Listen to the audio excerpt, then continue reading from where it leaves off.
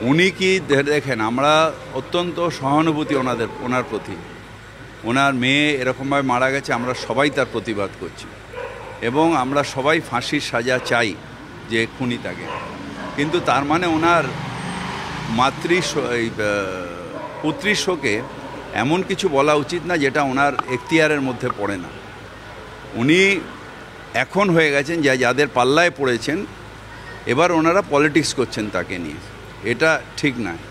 মুখ্যমন্ত্রী ওনার দয়ায় বা যে দলগুলো রয়েছেন লেফটিস্ট, তাদের দয়ায় কিন্তু মুখ্যমন্ত্রী পদে ওখানে বসে নেই।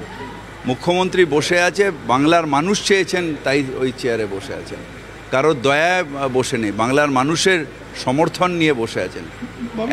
এবং আমি আবার ওনাকে বলবো যে আপনি আপনার এখতিয়ারের মধ্যে থাকুন, নিশ্চিতভাবে ন্যায় চাইেন, এবং আমিও অত্যন্ত দুঃখিত সিবিআই যেভাবে করেছে।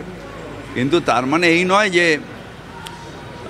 আপনাকে দিয়ে যা বলাবে আপনি তাই বলবেন। এটাতে আপনার নিজের যে মানুষের যে সহানুভূতি আপনার উপরে, সেটা নষ্ট হয়ে যাবে।